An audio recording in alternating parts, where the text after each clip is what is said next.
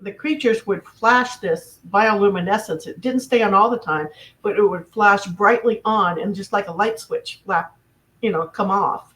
And he was, when this creature came up to about 50 feet from him, he was expecting to be able to really see it well. He thought it would reflect off the cave, the rocks that were all around him. He was waiting for that reflection to come off the rocks. And he said when it got that close to him, the light went off. He could hear it, but he couldn't see a thing. He said,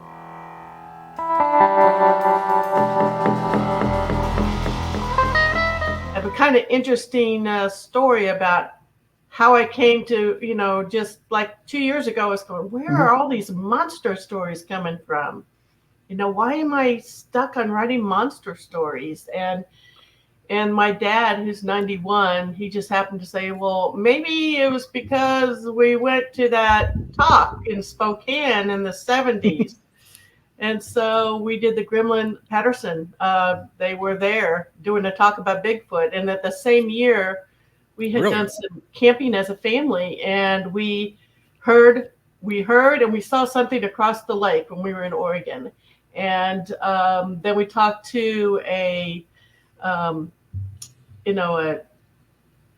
ranger at one of the parks, and it was very remote where we were. We were out at a fire tower and this ranger was there. We'd just been hiking. And my brother asked them if he had ever had any Bigfoot experiences, and he kind of got quiet, and then he looked and he showed us the fire tower, and it had damage on it. And it was, a metal iron fire tower. And he said that a month before that the whole unit had shaken. He was up in the housing unit at the very top. And it was shaking, and he could see something down in the shadows, but what else could have been,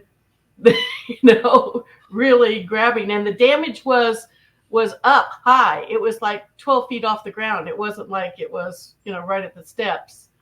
I can remember. It's not like a grizzly bear would be rubbing against it, maybe. But and I remember my brother asked him what would have happened if, it had climbed the steps, and he said, I don't know, but man, it scared him to death. He said, the smell. And he said, I've smelled bears. This was not a bear. This was not a bear. So that's what they say. Yeah. And I was also, as a kid, I was camping when I was about 10, and we had something really rancid that came into our campground. And the guy who was camping next to us was very chatty. And this again was in Oregon, and he was telling us all sorts of ghost stories around the fire pit, and then he talked about Bigfoot, and then he said to the smell, and it was like an hour later we had this smell that came into camp, and the guy just packed up and left. He was like, nope, I am out of here. They say it's like a skunk and a dead rat at the same time. Yeah. My brother was supposed to, for scouting merit badge, he was supposed to camp outside that night. And I remember him saying, Dad, if I sleep on the floor in the camper, do you think it will count? Rather than sleep outside, he did not want to sleep outside. So I don't blame him. Yeah. Yeah. So you met the Patterson Gimlin fellas? I was at the Spokane Conference Center, and it was early in the 70s, and they had a talk. I remember walking into the building and seeing some of the Bigfoot stuff, but I don't remember the bits and pieces of it until my dad started talking about it. But yeah, and then my brother, actually, while we were living in Spokane, he had done a science fair project on Bigfoot, and this was again in the early 70s, and we went.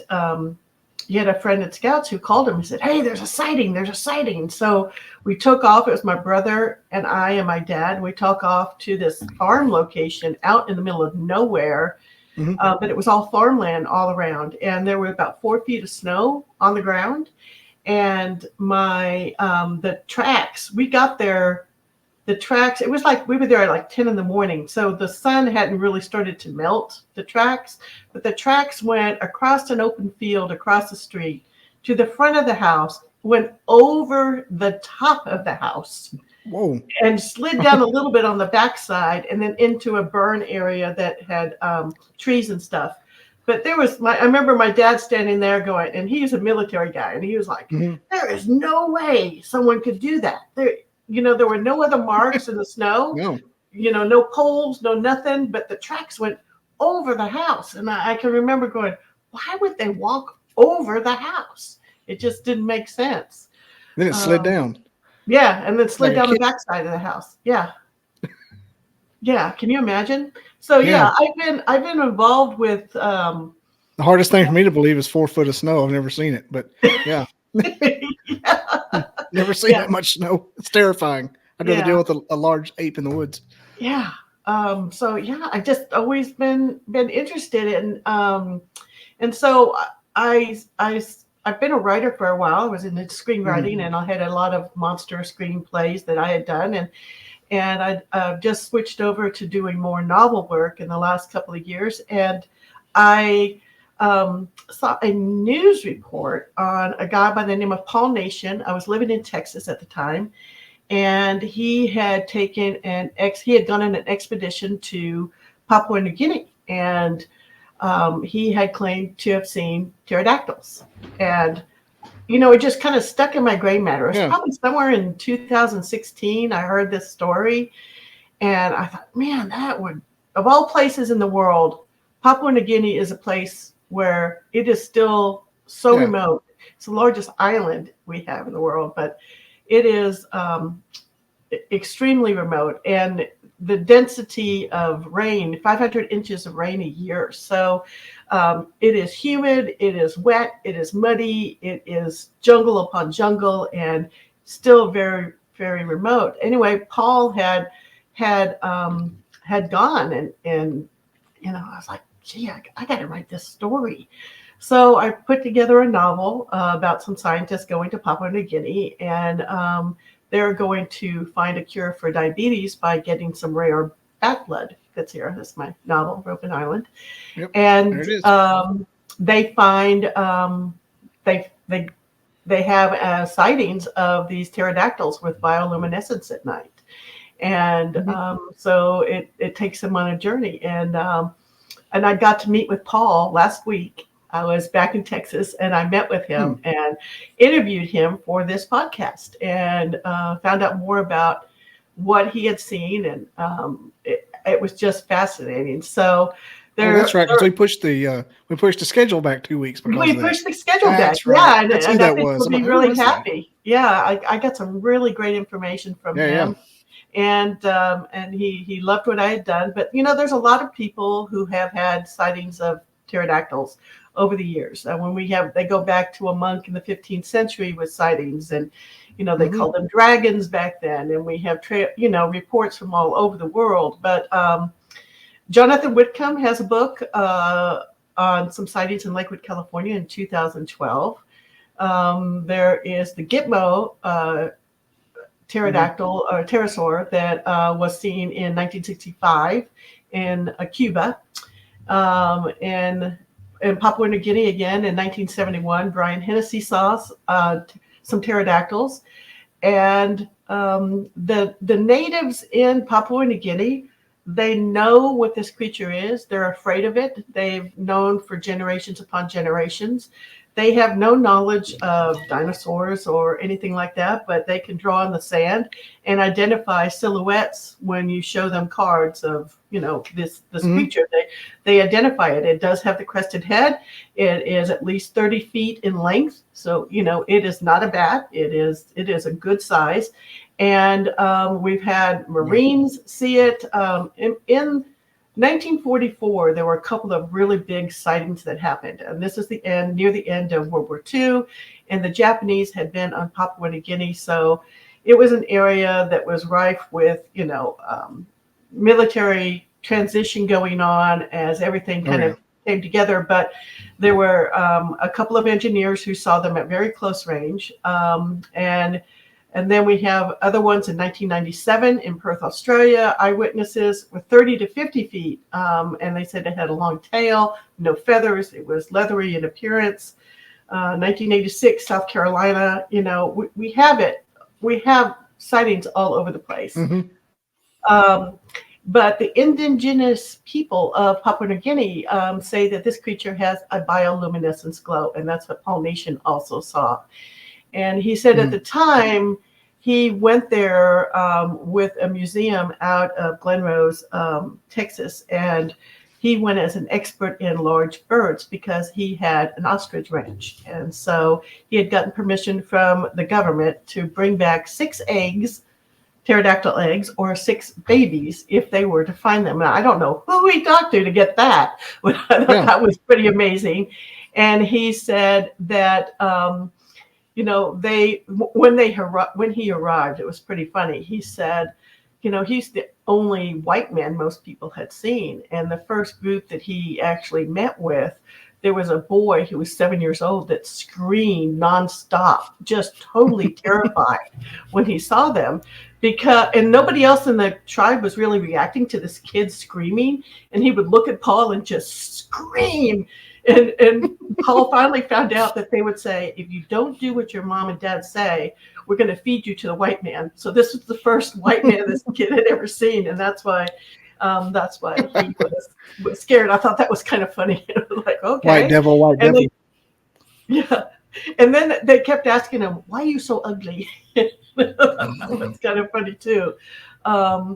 But he said that he was able to actually meet up with Dwayne Hodgkinson. And Dwayne Hodgkinson had been stationed on Ropen Island, which is in Papua New Guinea, in 1944.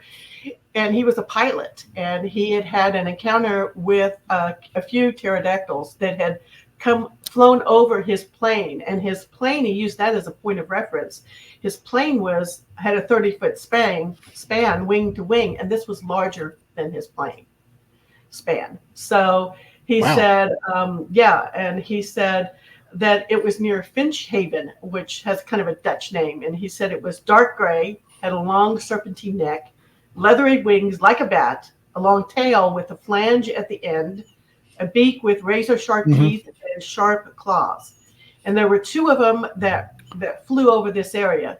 Now, according to natives in the area, there's 2 different varieties of pterodactyls that are in this Papua New Guinea area. And one is much smaller with a wingspan of only 3 to 4 feet. And then the much larger pterodactyl size that we know, or pterodon, that we're more familiar with.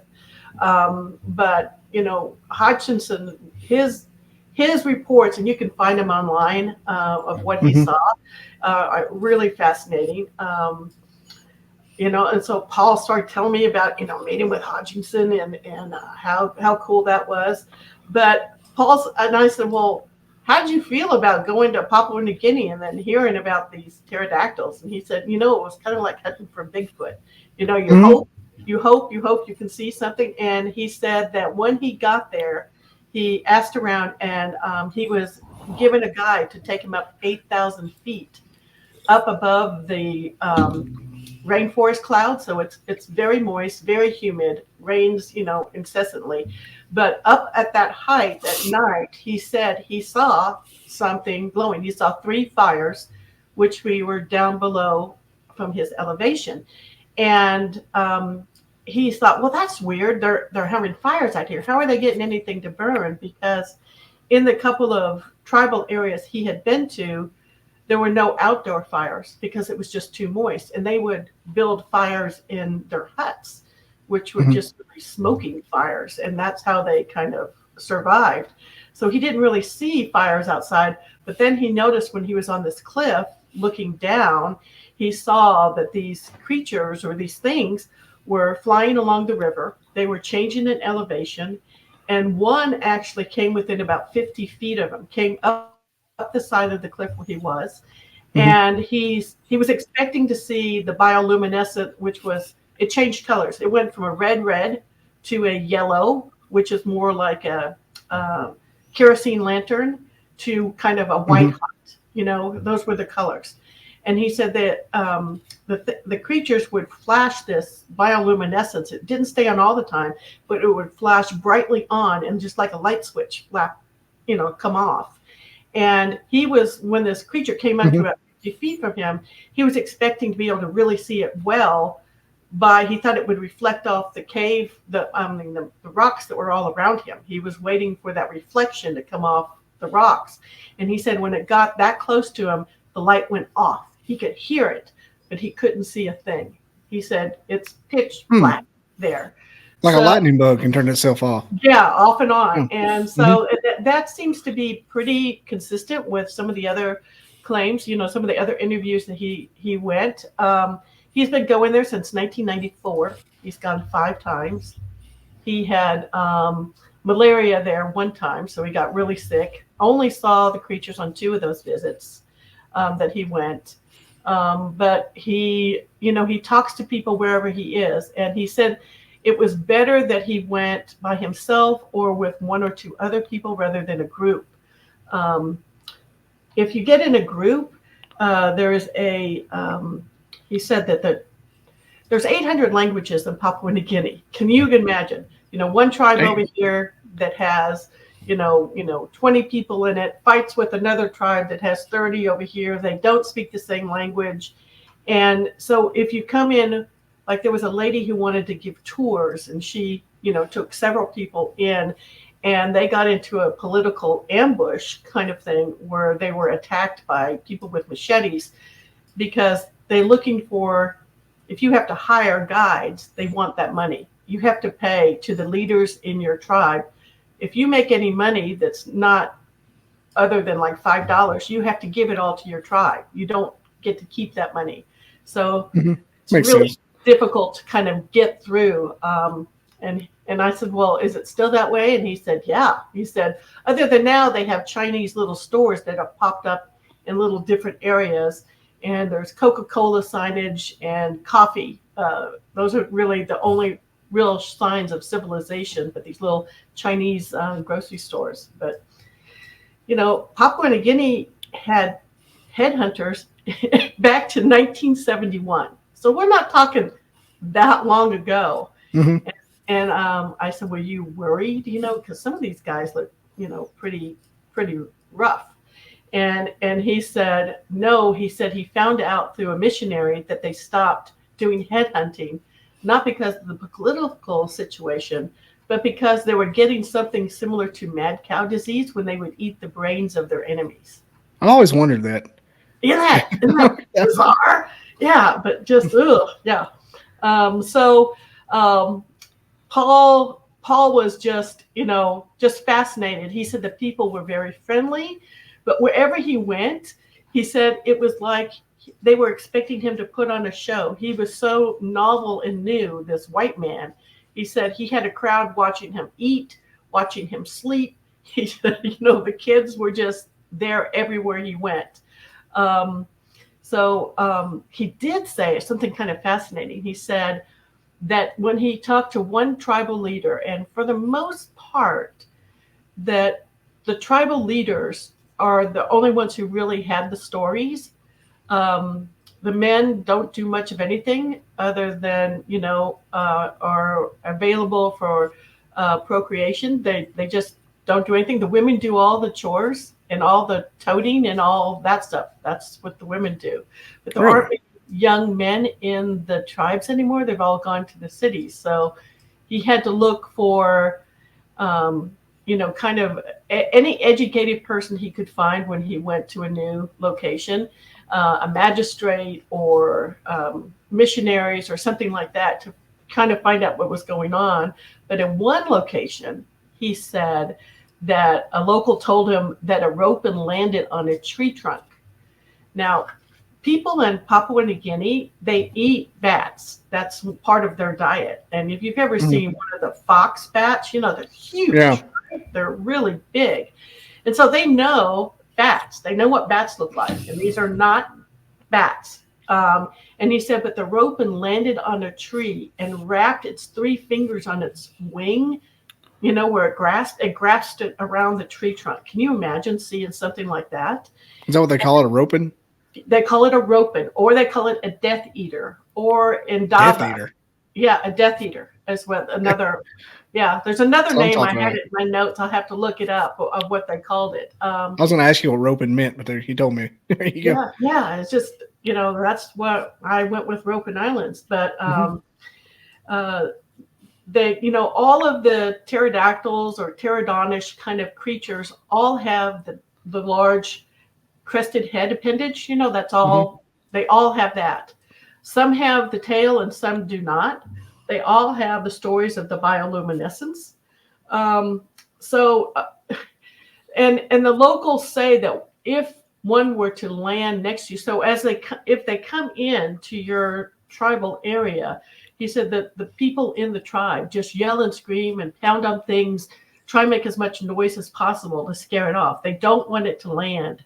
But they said that if it does land, it lands as if it's very light, like it's not a heavy, heavy creature.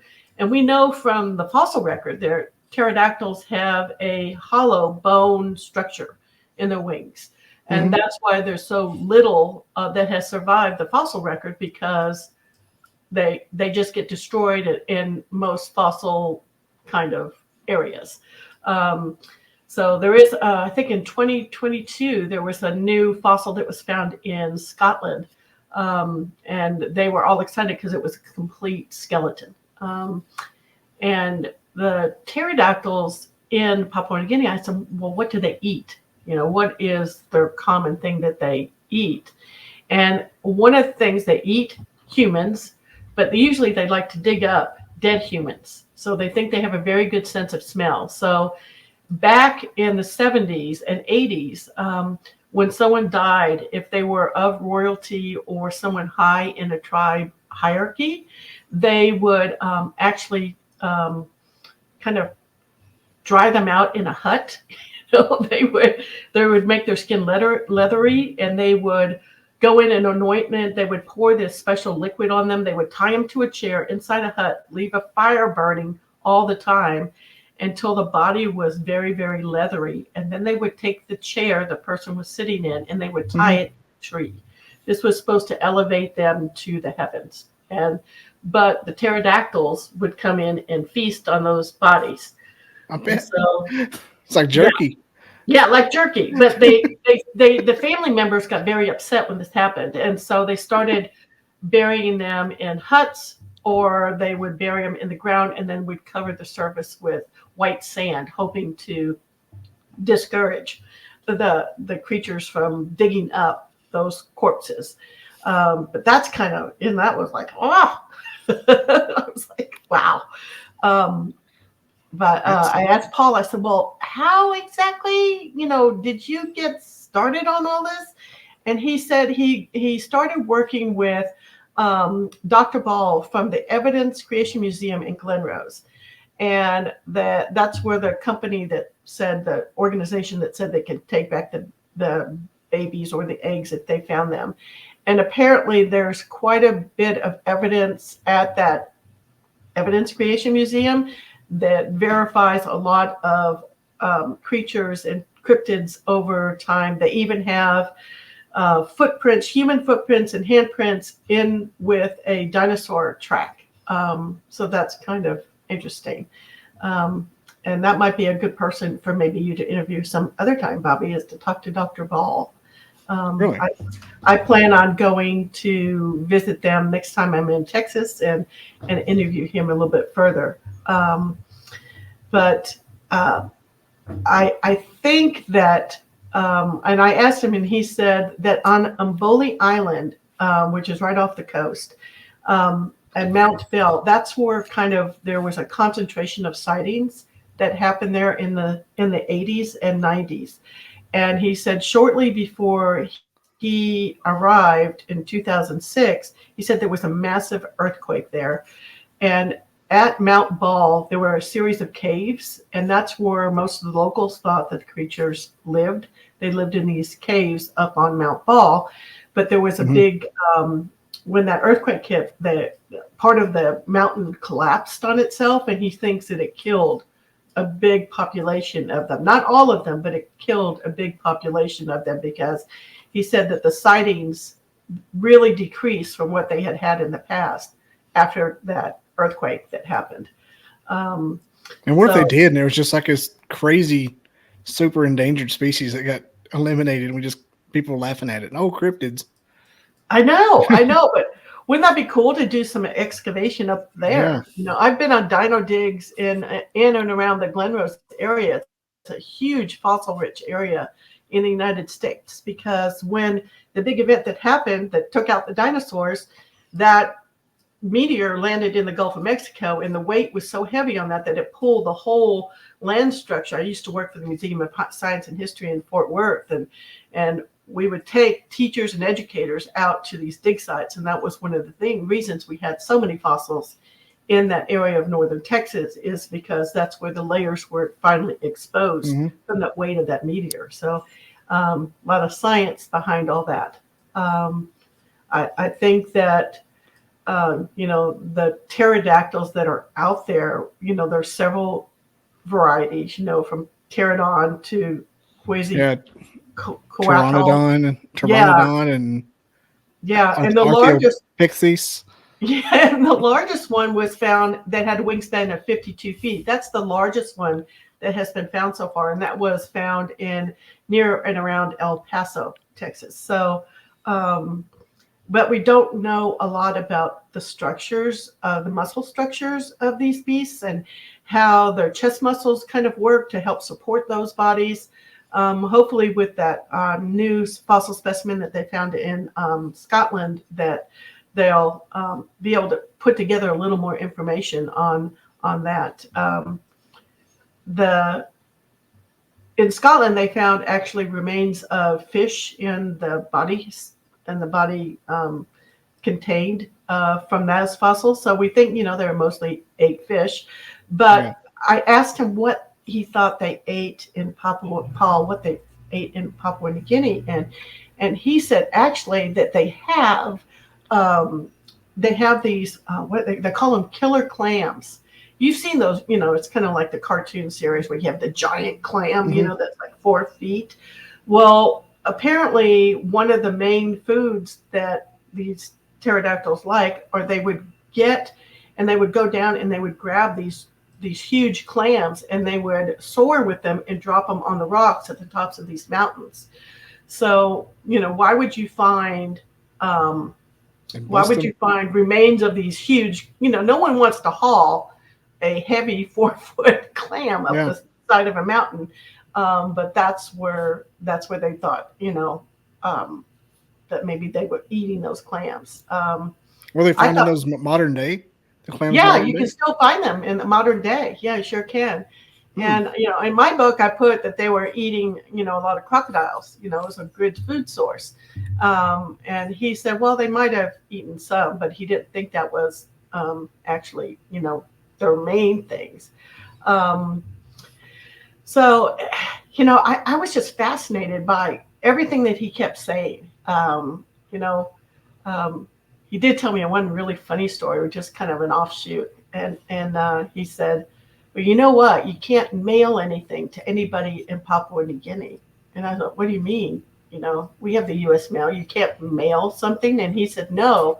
One of the prized jobs is to be the mail carrier. If you were the mail carrier, it was all free reign. You got to open all the letters and read them. Any packages that came, you could open them. And if you wanted anything in the packages, it was part of your pay. So he said, they would mail Bibles or foodstuffs, and, people would get empty boxes, basically. You couldn't do anything like that. So when it's primitive, it's still very, very primitive there. Oh, yeah. They probably think it's a present. Yeah. I don't understand it. Yeah, it's for me. So there's also a lot of political unrest in the area. I talked a little bit about the lady who wanted to have, tours, and she actually they got attacked with machetes from one tribe to another. He said that the last time he was there in 2016, they had a big election that happened, and they considered the election a success because only 50 people died in the skirmishes all around the election. It's like a Dothraki wedding. Yeah, kind of, yeah. And I consider a good wedding if somebody's murdered. And I said, well, how is it, traversing through the jungle? And he said, it's like this. He said, you go up and down and up and down and up and down. And he said, the locals, you could get women, you could hire women, and they would be barefoot, and they could get up a mountain. He said it would take me an hour to get where they could do in 20 minutes. They could get up to the top, but it would take me an hour because I had my hiking boots on. They get so caked with mud, I would have to put sticks in the ground to help propel myself up. And that's how he pulled himself up the mountain. He couldn't actually really just free walk. So it says, also, he said, if you ever cleared a path, the jungle would reclaim it in 6 months. So, yeah, I believe it because it's never like wintertime. It's never wintertime there. Growing. No, but they have a lot of problems with, their natural resources are so abundant. So we have the sago palm that, industrialists, want to market and cultivate. And with clear cutting that devastates, the natural environment. They also have gold mining that goes on there. So they rape and pillage the land. They use pure mercury. You can buy that in grocery stores. Can you imagine going to grocery store? Pure mercury? Pure mercury, yeah. Mm. So it's just a weird kind of area. So Paul's website is called Indava Bird. So if you want to go look at that, INDAVABIRD, Indava Bird. And he did get 2 videos of the lights, where you could see the creatures in the distance. So he said that he wished one other time he saw them that he had his phone to actually get more information on them. But he said that he scientifically had the heat signatures verified from the images that he saw. And he thinks they have their bioluminescence is actually is a sodium-based flare because he actually Paul used to work in the military, and he did a lot of work with explosives and sodium-based products. So he knows what that looks like. He said it's the closest thing he could find. But on the heat signatures themselves, he said that the spectrum is something, the light is something that our human eyes have trouble registering. It's off the spectrum for humans to actually really identify. And he said when they analyze, here's a picture of that. Yeah, when they analyze the actual glowing orb that's there, there's a 3-foot diameter that is cold, reads cold, and it's black. So the glowing is only on the outside. Isn't that kind of weird? Yeah. And he says, and he's run it through 2 different labs, and that's what the heat signatures show. He said, I wish I had more information that I can show you, more proof. History Channel has talked to him. Josh Gates has talked to him. He's been on Monster Quest. He's been on a lot of different shows. But he said it is, he said he calls it Indava Bird because there were so many other reports of people calling it the Ropen and other names that he didn't want to be kind of associated with them. And so that's why he calls his site the Indava Bird Project.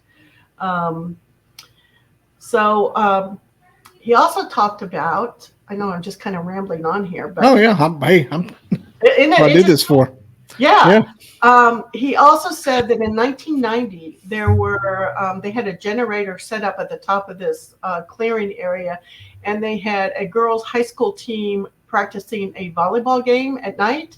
So they had the generators on, and they had 2 pterodactyls that came out right very, very close to the girls. They flew over them. They could see them coming in the distance, and this was, a group of, 10 girls who saw that. And they were like, wow. So I asked Paul, I said, okay, so you saw them twice, you've been over there 5 times. Did you hear any reports of anything else on the island that made you go, huh? And he said, yeah. He said he saw 2 things. He said, the first was on a beach, and he saw this massive blue orb on the beach. And he actually made his way to where this blue orb was. And he said it was a mass mating event for fireflies. He said they were bigger than, our fireflies. But he said that was weird. He said, I've never seen that before. And then he didn't really talk. And I said, and the other thing you saw? And he Number said, 2? He said that in the PNG, in the very, the island is cut in half. So if you look at where the island is cut in half, on the northern coast, right there in the middle, he said that is, what did he say the name was? I can't remember the name of the town was, but he said that they have this 20-foot black lizard that's there. And he talked to 2 different people who had seen the creature, and he said it wasn't like a monitor lizard, and it wasn't about a Komodo dragon, because the legs and arms on the lizard were not to the side, they were underneath. The creature could run very, very fast. Both reports had shown the creature to be going across the road. So they used the road as a reference for the length of the creature. And when he went into one tribe, he said that they had carvings of the creature. So it was well enough known in that area. And I've never heard of a black lizard that's 20 feet long, Komodo dragons, but. Is it called the Artilla? Yeah. The Artrillia? I don't know. I was looking it up. It's near the WWII area. The WWII area. That's what he called it, the WWII. So there's so many cryptids. Yeah. Crazy. Isn't it? Yeah. So it and the name, another name that some of the locals called the pterodactyl was a dua. When they referenced the killer clams and they stopped talking with that tribe, they called it the bird that carries its own bed. And that's what dua means. So they called it a dua. That's just kind of meaning the clam. Carries its own bed? The clam shells. Well, they mean it the clam shell itself, like the bed. Okay. Yeah. No. Yeah. So one of the things that they said is that the natives eat a lot of bat wing soup. So and there's no guns allowed in the PNG.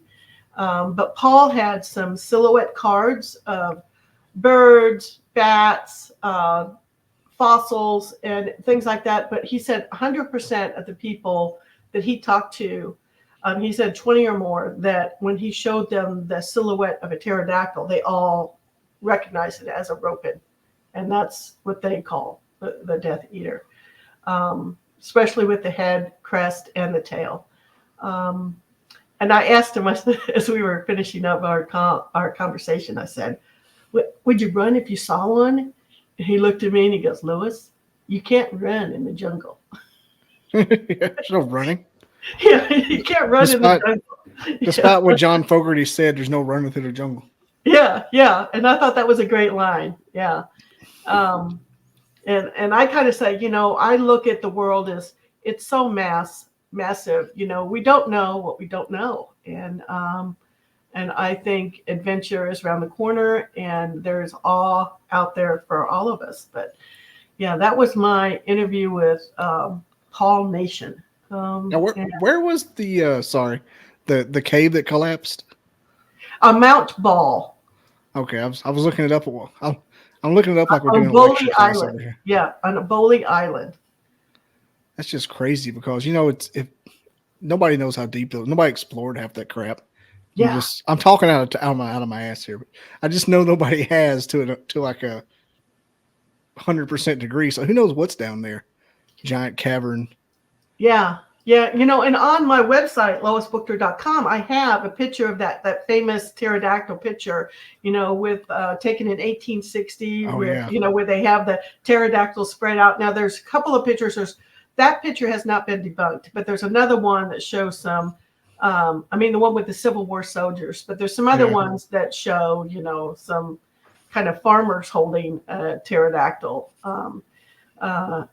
I just think you can find all sorts of stuff on YouTube and people with, current sightings in the United States, in California and Arizona, a lot of sightings in South Carolina and in Texas. But I just, and then we could start talking about, the reports of, the Phoenix and the Thunderbird. And, I think it's been around for a long time. You mentioned the one from France. Yeah. I had Jason McLean on here. He's also an author. You may have heard, may or may not. Mhm. He wrote a whole pamphlet about pterosaurs in Texas. Yeah. Because he saw one when he was younger. Yeah. And he's got me, because I live in North Alabama. It's like a waterfowl flyway. And he's got me looking when I go back home on Sundays. I'm looking out here at the cranes. And which one of those is ramfractoid? It's like looking for the diamond tail and everything. Uh-huh. And it was what's it called? Sandhill cranes. They call them Yeah. the ribeye of the sky. Apparently they're delicious. I don't know. But one of my friends had a picture. He shot one. He got a permit. He's holding it up, and he's 6 foot tall, and it's almost touching the ground. I sent it to him. I said, "What's this remind you of?" So I said, "Imagine the first thing I thought." Yeah. Yeah. But he talked about the Jersey Devil could be a ramfractoid pterosaur, and the one in France that they had in the little display case, like you were saying earlier. Yeah. That the farmer had. He thinks that's one too. Yeah. Yeah. And the new one in Scotland. There are fossils out there. We look at fossils, and one of the things I thought, well, fossils take a long time to, until it hardens enough that it is a fossil, right? The conditions have to be right, with the Has soil. To be 100 different things come together Right. all at once.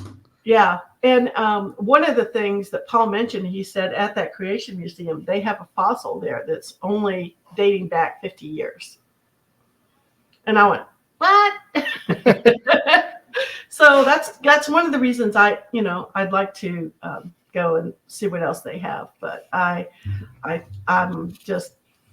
interested in all sorts of pterodactyls. My next book right now is on the megalodons, and so I'm deep into research on megalodons right now, and having a ball with that.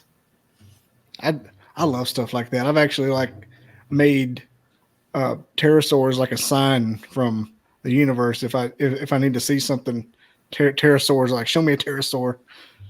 I don't know. It's like almost not my spirit animal, but like something no one would ever think of. Yeah.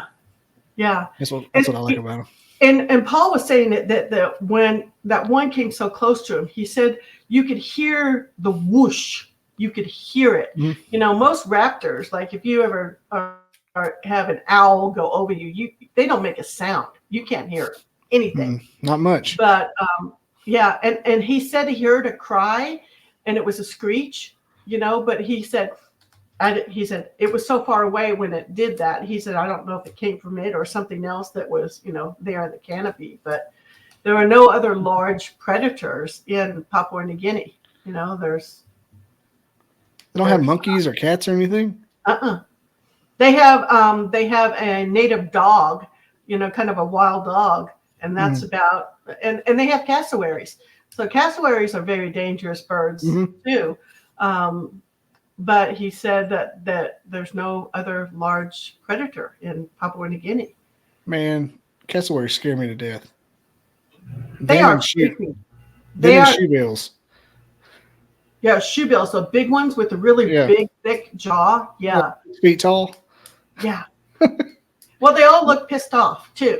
Yeah. They got that look in their eyes because they're just kind of dead faced like a dinosaur. So there's no emotion. It's like a chicken always looks angry. But the cassowary is such a beautiful bird. They've got those long eyelashes and the different markings, the coloring on them. Got the crest. Yeah, they're just beautiful. But they will eviscerate you if you get too close. Yeah, it's amazing the amount of.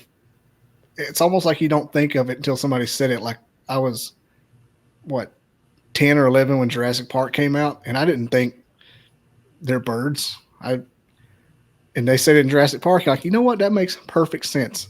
The feet are dinosaur feet. They got the little claws. The only thing I don't have is the teeth, and I guess that evolved out. I don't know.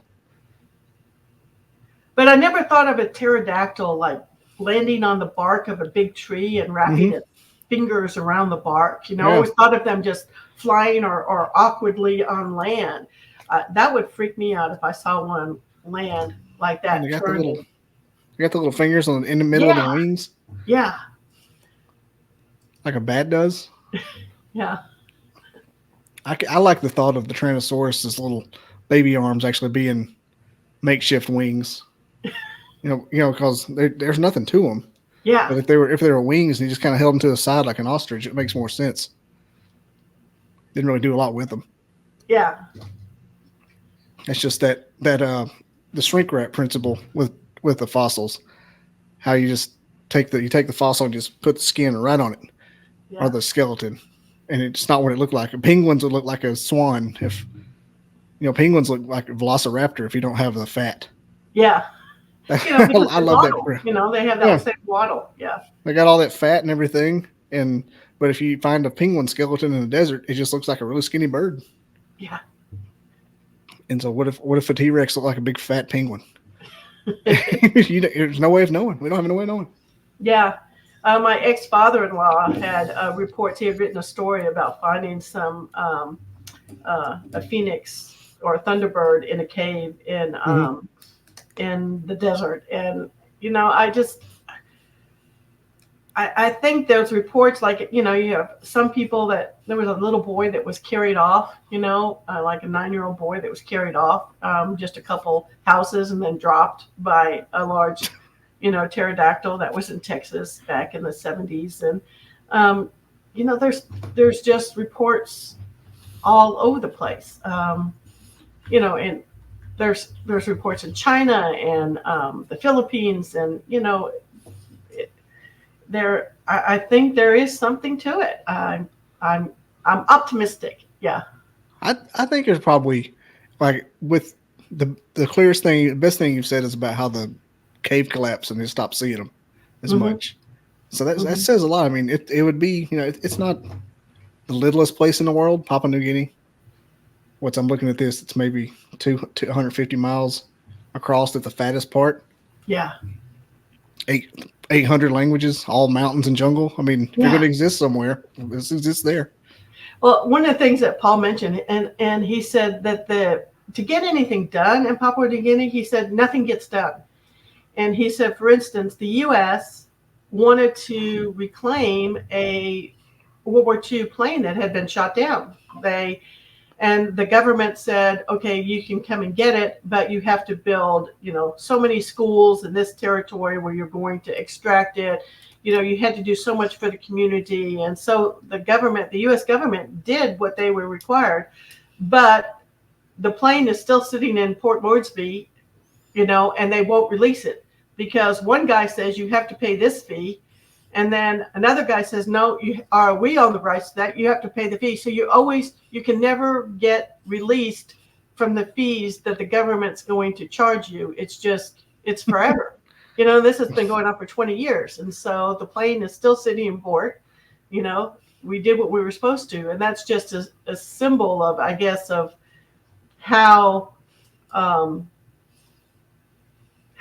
awkward and ancient the actual infrastructure of the country is. It's sad. It's that such a beautiful, pristine area is just so messed up. It's not like war torn. It's not war torn or anything, is it? It is and it is and it isn't. The more remote areas are not so bad. But it's not like Somalia. No. But 50 people dying in an election. That's. Oh yeah. That, yeah, you did say that. Yeah, that's. We'll just say corrupt and not war torn. I don't. Well, and Paul said that they wanted him to run and be a judge because he wasn't part of any tribe, and so he couldn't show favoritism because they can't have locals in higher areas of authority because it leans to going back to repredations, back to the tribal leaders, whatever tribe he's from. You can't. He said he paid these 2 Porter girls to help him. He said equivalent of about $50. He said I overpaid them, but he said The second time he went back, he only paid them $5. They were able to keep their $5, but when they showed up to the tribe, they had to tell the tribal elder that they made $50, and then the tribal elder took the money from them. They didn't get paid a thing. Yeah, that's like a purest form of communism. Yeah, or something. Yeah, something. I mean, that's like that unadulterated kind of thing, though. Like Native American tribes, like they didn't have that sense of, Well, they didn't have that sense of ownership. Individuality. Everything Yeah, that's what it is. Everything was everybody's, and you helped each other. It was a simpler way of life. Yeah. I was looking to find a 4-star resort on Papua New Guinea. Lealoda Island. I can't tell if it's nice or not. You can't zoom in. Well, I would worry that if it's actually running, because again he said, that whole thing of ownership. You could never do anything because you never stop paying for it, and it would never be finished, and you would never get the permits. So I would love to go. I would love to go and see the waters, the pristine waters around there. I'm an artist, so I'm a very visual writer. And so I loved researching and getting into all the flora, the fauna, the animals, what was unique about Papua New Guinea. Pristine beaches that go on for miles and 50 miles. I just think of Larry the Cable Guy when I think of New Guinea. Oh, really? He says, "Lord, I apologize," and be with the pygmies down there in New Guinea. That's the only thing I think. When he says a bad joke, "Lord, I apologize." Be with the starving pygmies down there in New Guinea. Amen. Yeah. That's the only thing I think about all week. I've been saying that all week. Like, what are you talking about? Nothing. Don't worry.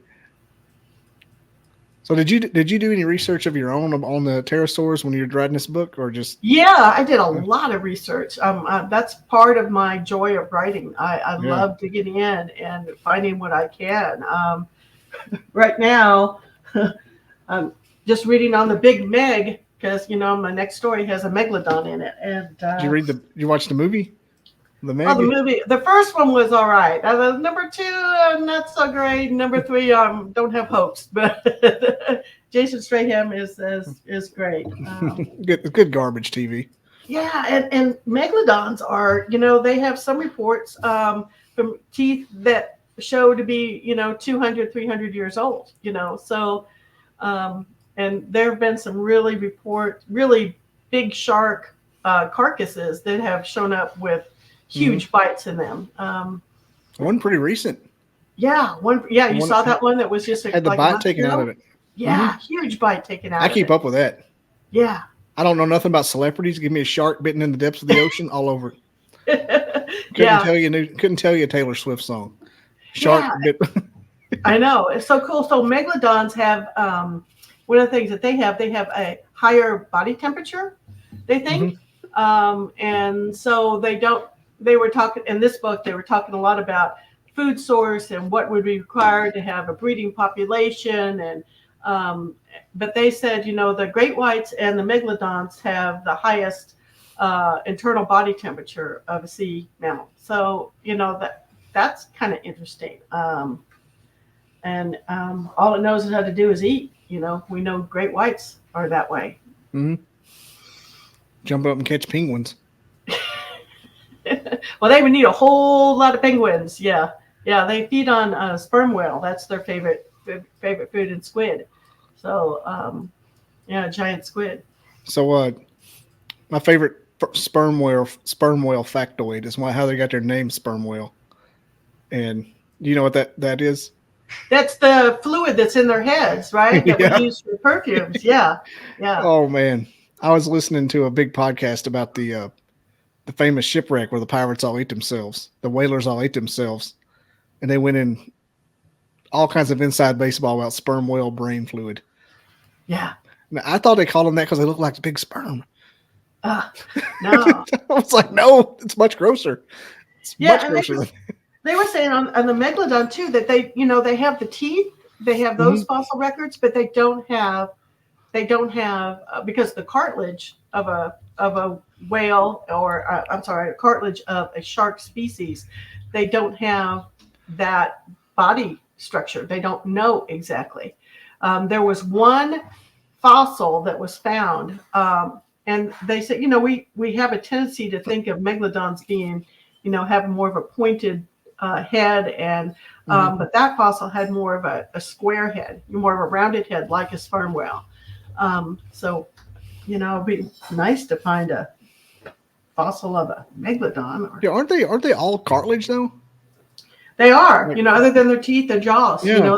The teeth and that You jaw said that just now. They have 4 rows of teeth, So yeah, the only reason we know what sharks look like because we've seen sharks. I mean, who knows what it actually was? Yeah, and we find new stuff like the big mouth. Things get identified all the time. So, as I said, we don't know what we don't know. Yeah, it's all out there. I remember that big scandal on the Sci-Fi Channel like 15 years ago when they tried to make it seem like the megalodon was real, and everybody starts tripping out thinking it was but it was just a mockumentary. Oh, really? It went on for 3 days. Like everybody thought that they had actually saw one. And then it finally revealed it. And the world was pissed. Like I think they tried to even bury the scandal. Yeah, in this book by Tim Flannery, they were talking about they found the breeding ground for the big megs, which was just south of Tampa, inland. So millions of years ago, that was underwater, and that was the breeding area for megalodons. And I just want, if anybody wants to send me some megalodon teeth, I would love it. I've gone out to the cliffs in Maryland, and I've looked for megalodon teeth, but never did find any. There's a whole like a TikTok subgroup that find megalodon and mammoth teeth in those springs of Florida, and they'll be like the size of your hand. Yeah, they're beautiful too. Yeah. Here, I'll share a picture here. But yeah, they get down there and they'll dive and find them. Where I live now in North Alabama, you can get on top of the mountains and find the clams and the fish skeletons. Mm-hmm. Yeah. I found a lot of. I've been on top of a mountain hunting for deer and found a coral reef. Just right there. Up a mountain. Yep. Mm-hmm. Yeah, I have a friend of mine who has one, not quite as big as that big one in the picture, but she's got a really nice one. And that'll be my next. So the team on the Ropen Island, it's set up for a series, and I've got a cryptozoology team that is going to go after the skunk ape in Florida. So that's going to be the sequel. That'll be fun. Island. Yeah. So I'm going to go down to the Everglades in February and do some research. Yeah. You should talk to some folks in Ocala too. I got some names. Yeah. I'd love to have them. Yeah. I got 2 different groups. One doesn't get along with the other, so it'd have to be separate. But they're both good people, so I'm not going to discount any of them. Yeah. I just can't talk to them at the same time. It's like having estranged relatives. and Bobby, have you been doing this? How long have you been doing this? Podcasting? Probably seriously since summer of 2022. But I've had a podcast since 2018. Okay.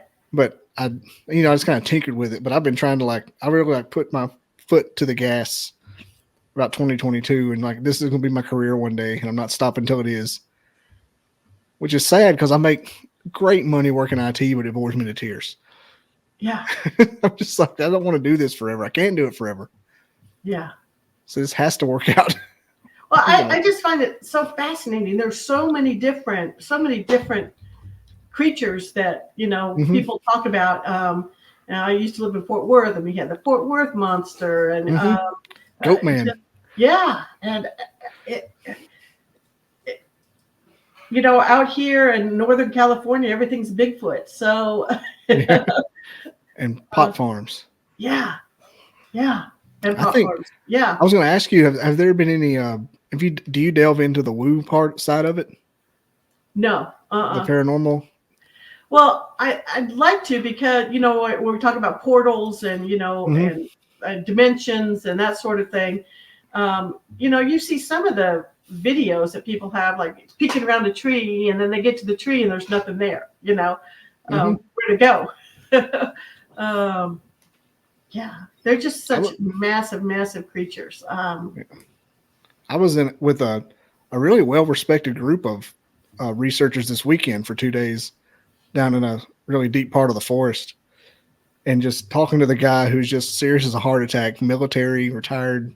He's not crazy. And he's just like, man, you got to embrace the woo out here. And about that time, I think I saw a shadow figure. I'm like, you said that, and I think I saw something move behind that tree. And he goes, see, Bobby just saw a shadow figure. I'm like, I didn't see it. I didn't know. He goes, you just got to embrace it. I said, it happened. He's like, it happens out here. I'm like, nah. Of course, I'm okay with it. I'm okay with it happening, but I think that's more of a explanation for what some of the cryptids may or may not be.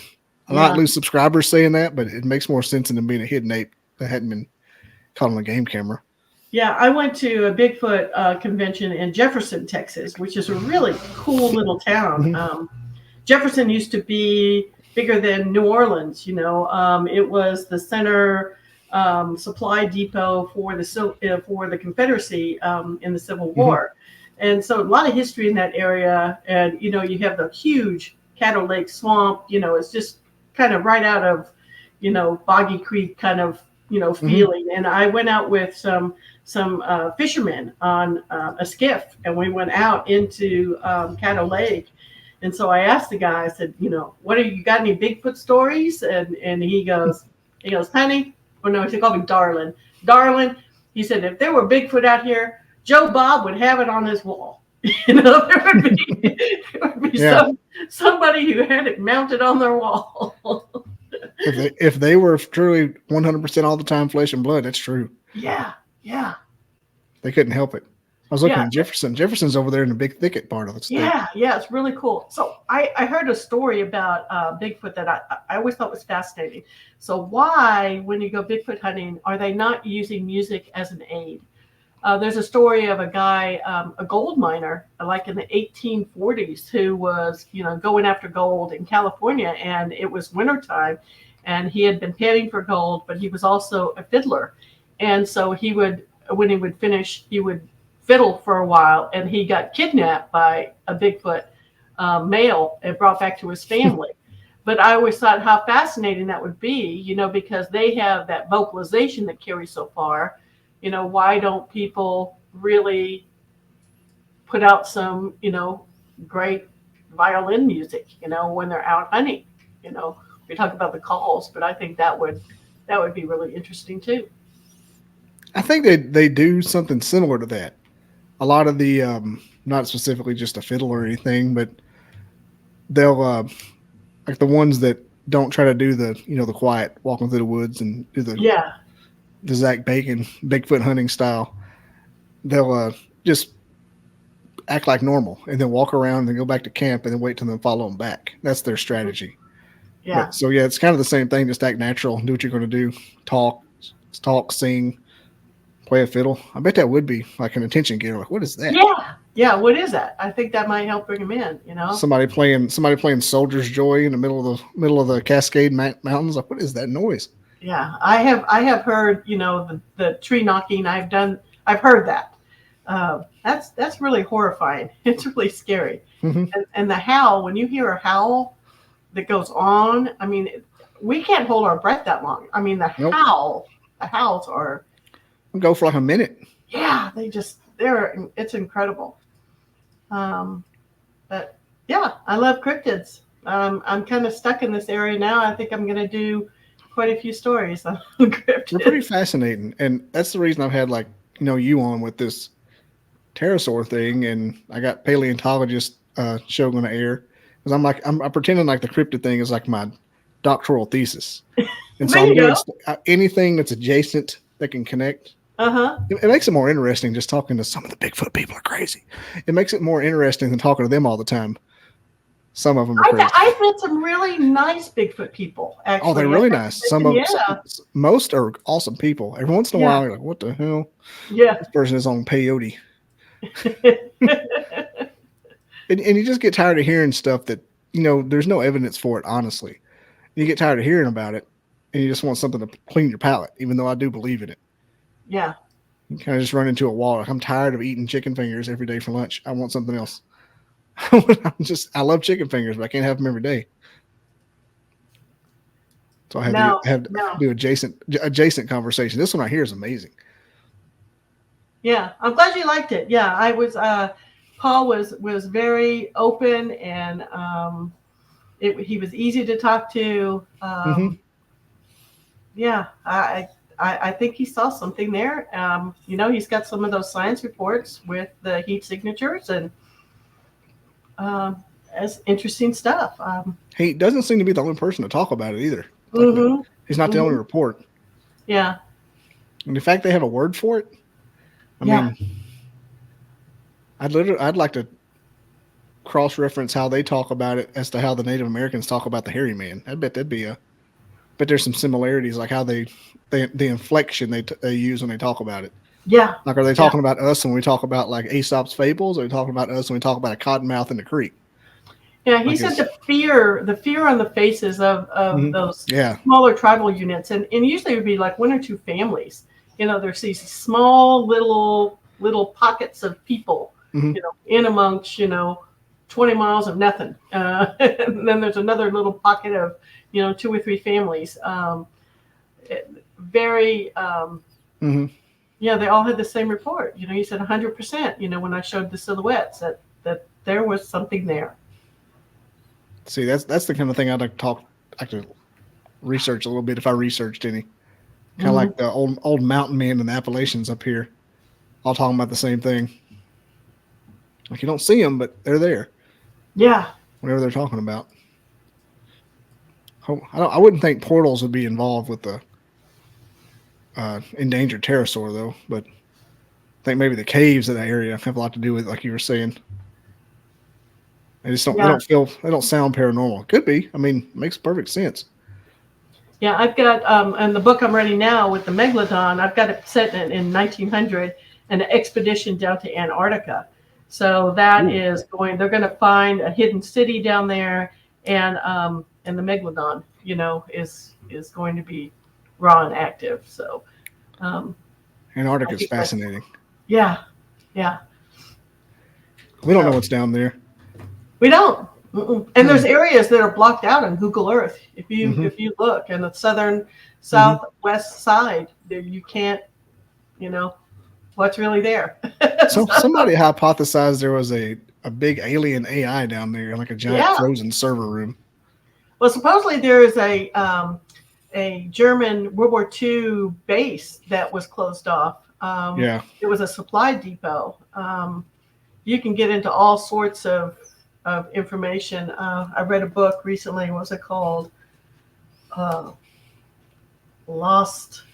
I can't remember what it was, but it was about a whole thing about this base and how then we have a base on the backside of the moon, and aliens go there, and and Mars, and You ever see Iron Sky about the Nazis that lived on the moon? Yeah. Choking up. That's a good one. Yeah. Speaking of Nazis, before we go, also in your bio, what your cousin? What's her name? Your cousin? My cousin Gerti. So I have another Gerti. book. I have a nonfiction book about my cousin's journey in Germany during World War II. She was like Aunt B from maybe that's right. A really sweet woman who couldn't do enough for you. And one day I was there and visiting her in Germany, and it didn't even occur to me that she had been through World War II. And she was 60 at the time. This was back in the 90s. And she asked me to get something out of a cabinet. And when I opened this cabinet door, this photo album fell out. And there was a picture of her father in a wagon in World War II. He had a Red Cross band on his arm, and sitting in the wagon were German officers. And I was like, because my recollection was, if you were German, you were a Nazi. But that's not true. And that's what we kind of referenced that. But she said, I asked her, were you a Nazi? And it was offensive for me to ask her that, because she said, no, we had one Nazi in our village. And she said, the kid nobody wanted on their sports team, the one who was very difficult, and he he came to power and he got into the brown shirts and the stormtroopers and all that sort of stuff. But she said it was not anybody, most people were not. Most people were so afraid, and they thought the Hitler wouldn't be in power long. They thought it was a transition period. He had done a lot of good for the country initially, setting up road structures and the whole infrastructure of the country, which was destroyed after World War I. But it just got to be horrible. And she told me this journey that she had been. She had worked on the Enigma machine. She had been in Berlin when Berlin fell, and my jaw was just what? What? She had been in the Hitler Youth, but that was the big one. The BDM.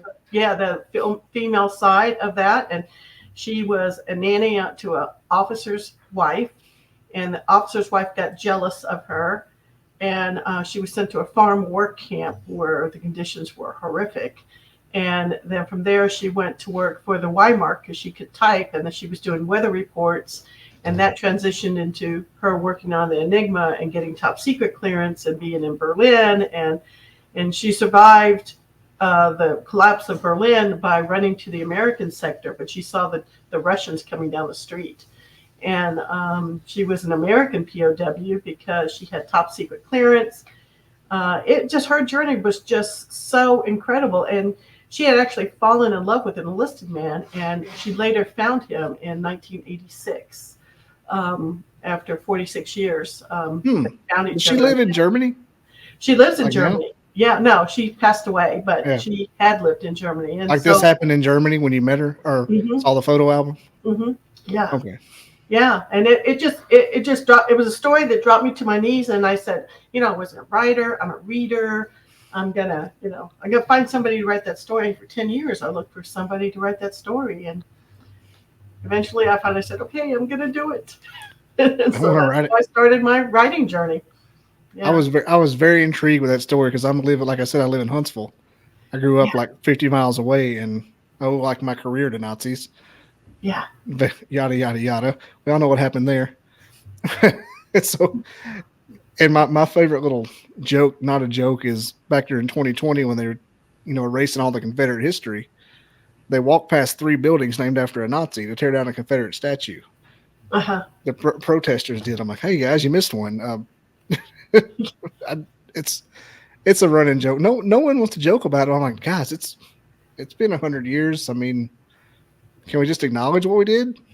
I'm not politically correct or woke by any means, but I'm like, well, it's kind of funny and ironic in a way. Yeah, I was just so surprised that Gerti told me her story because Germans don't talk about it. It's kind of a collective, quiet shame. They just don't talk about World War II, and her details were incredible, and I loved her story, and so that's started me on my writing journey. Now I can't stop. I like your bio was like a piece of literature of its own. I was reading that like 2 or 3 times today.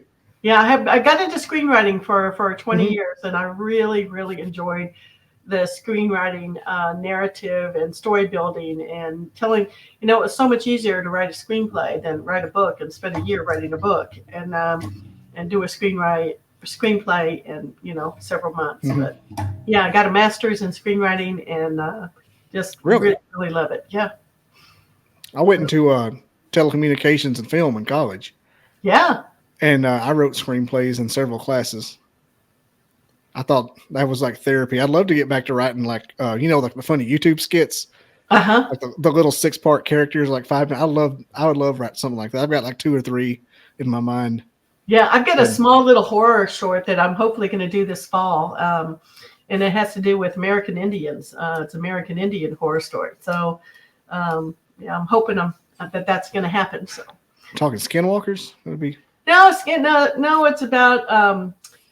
it's about a film crew trying to film ghosts in a Northern California, gold rush town, and they send them to a Indian reservation, private burial land area to see ghosts, and more than ghosts come out at that event. Yeah, I'm in. Let me know. Yeah. Well, other than you got anything you want to plug real quick, like your every all your information is going to be Lois Buchter, not Yeah. Lewis. Don't call me Butcher Buchter. Yeah. Uh, Yeah. Just Autocorrect. plugging, my website. If you're Mhm. interested in what I have to say, just please go to my website, sign up for my newsletter, and I'll send you a free story that's really pretty creepy about werewolves. And but yeah, I'm in. I'm in.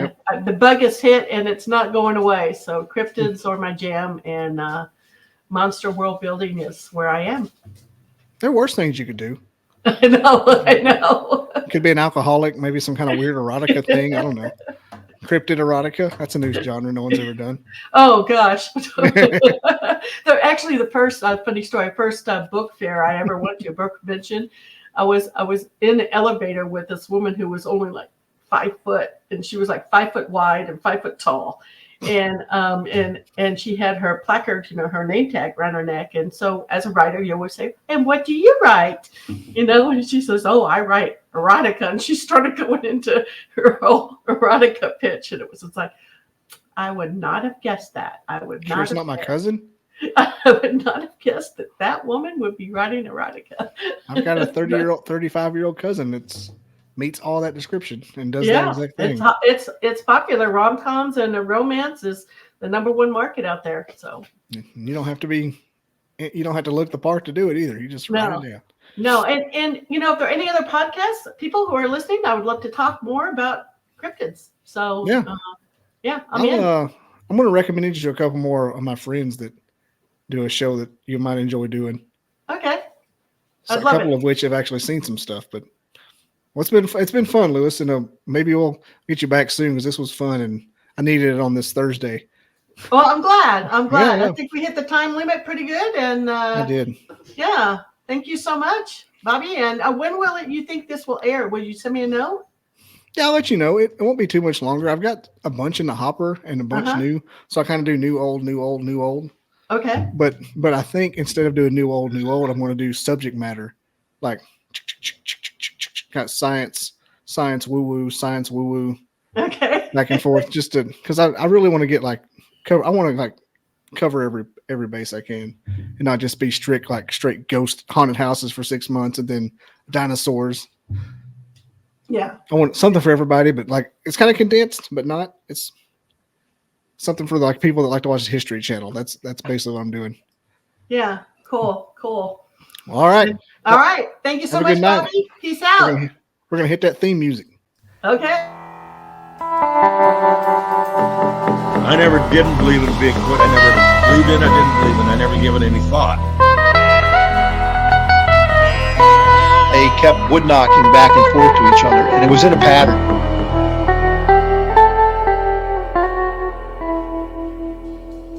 Barn owls don't typically throw rocks. I come across these tracks. Sasquatch is still not on my mind.